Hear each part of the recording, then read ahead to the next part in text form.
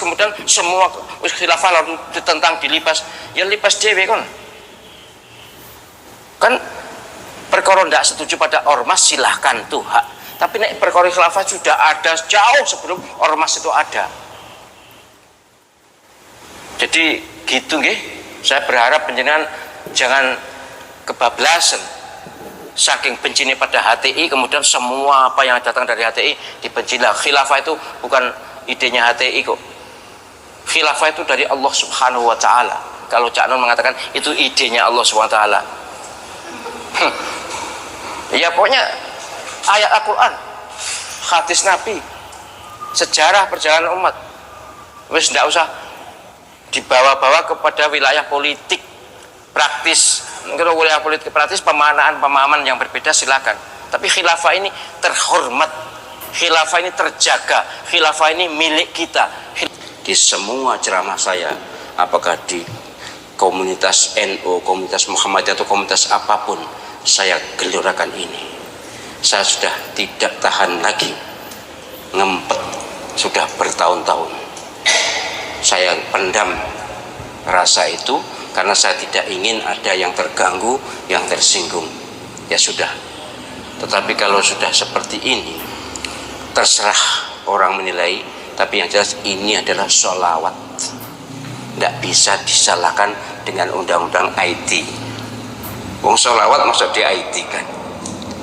Dan kita tidak menuju pada siapapun perorangan, enggak. Pokoknya zalim. Siapapun yang zalim waspadalah, dan ini mendunia. Maksud saya seluruh Indonesia. Saya Habib Rizik menggelurakan ini, menyerukan ini. Ustadz tentang pembubaran FPI, ya mesti ini ormas atau orpo yang banyak koruptornya itu yang harusnya dikejar. Ini kesalahannya apa? Ya memang katanya ada kesalahan-kesalahan begini, tapi apakah memang pantas diperlakukan demikian? Ya, ini pertimbangan pejabat.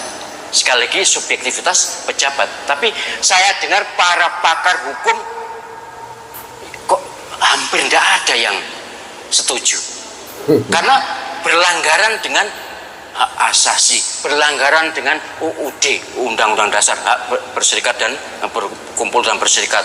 Kemudian bertentangan dengan realitas bahwa banyak ormas yang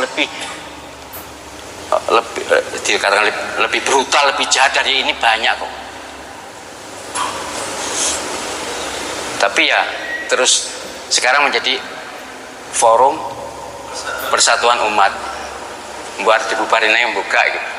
Tapi saya hanya gini loh yang saya takutkan, saya khawatirkan, saya kasihan kepada saudara-saudara saya yang sedang menjabat itu. Itu ada salah satu yang saya juga kenal baik, menteri yang sangat agamis, sadar mesti bahwa ada risiko di hadapan Allah SWT, mestinya begitu.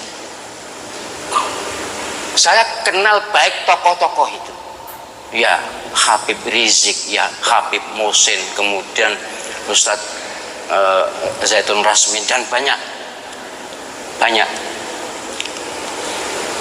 itu orang-orang baik, gerakan dakwahnya luar biasa.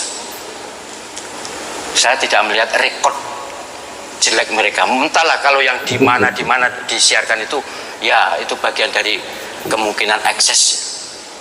Tapi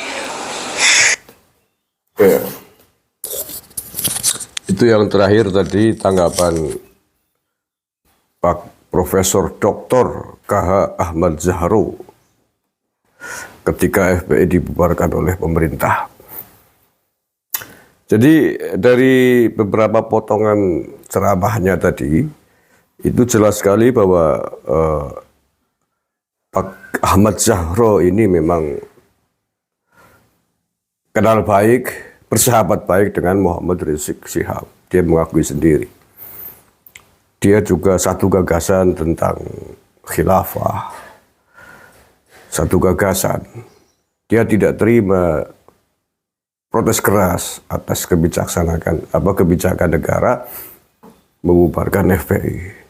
Jadi kalau sampai hari ini suaranya Pak Zahro ini miring-miring, membela FPI, membela khilafah, membela Muhammad Rizik Syihab, ya karena memang satu visi, satu ide, satu gagasan. Bahkan dia juga termasuk yang sangat setuju, berbahagia, senang seandainya khilafah mewujud menjadi sebuah khilafah daulah di Indonesia. Ya, jelas. Jadi ketika kemarin dia melontarkan sebuah pemikiran yang menurut saya sangat sombong terkait dengan polemik nasabnya para habaib, kalau kemudian dia membela habis-habisan terhadap para habaib, ya karena memang dari awal memang posisinya memang satu kubu, posisinya memang ada di pihak sana. Ya. Jadi kalau dia berpendapat demikian ya menjadi hal yang sangat wajar. Yang jelas bahwa kita hari ini menjadi semakin tahu, semakin jelas tentang siapa-siapa orang-orang yang sering tampil di publik, orang yang tadinya dinilai sebagai orang NU ternyata bukan, orang yang tadinya dinilai sebagai orang bijak ternyata seperti itu. Ya. Ternyata ya mengkoreksi negara boleh saja, tapi kalau kemudian sampai pada sikap mendukung gagasan khilafah, mendukung gagasan ormas yang sudah dilarang, ya itu sudah menurut saya sudah keterlaluan. Dan itu harus orang-orang yang dicatat daftar hitam di negara ini. Lah ya nggak bisa lah. Kita punya konsep negara kesatuan Republik Indonesia. Udah final itu, makanya jargon kita NKRI harga mati. Sudah nggak usah diusik lagi, nggak usah dibuka lagi pemikiran-pemikiran ingin mengubah bentuk negara itu pada bentuk atau sistem negara yang lain seperti khilafah, sebagaimana gagasannya FPI dan gagasannya HTI. Udah Prof, nggak usah mancing-mancing, nggak usah ingin mencoba, ingin masuk pada bentuk sistem negara yang lain. Ya jelas pertumpahan darah kalau itu kemudian betul-betul diwujudkan dalam sebuah gerakan. Di Indonesia masih beruntung orang punya gagasan khilafah masih dibiarkan. Coba di negara lain, coba di Saudi, punya gagasan ingin merubah sistem bentuk negara, ya pancung kepalanya. Karena mencegah lebih baik daripada mengobati. Itu masih lebih baik daripada mengobati, daripada mengatasinya setelah perang saudara. Maka lebih baik membabat habis ideologinya, itu lebih murah daripada kemudian mengobati setelah meletus perang saudara seperti di Suriah, seperti di Afghanistan, di Pakistan. Puluhan tahun perang saudara enggak selesai-selesai. Negara nggak bisa maju, negara nggak bisa berkembang karena sibuk ngurusi perang, sibuk saling bertempur, saling membunuh. Makanya mudah-mudahan ke depan negara punya kebijakan, punya undang-undang yang tegas lah untuk membasmi seluruh gagasan, pemikiran yang ingin mewujudkan sistem dan bentuk negara yang lain dari yang sudah kita sepakati bersama. Gagasan ingin khilafah di Indonesia, khilafah Islamiyah, daulah Islamiyah adalah gagasan makar yang diberantas. Tidak hanya ormasnya, tidak hanya wadahnya, tapi orang-orangnya yang setuju juga mestinya ditangkapin semua. Demi prinsip mencegah lebih baik daripada mengobati. Terima kasih. Assalamualaikum warahmatullahi wabarakatuh.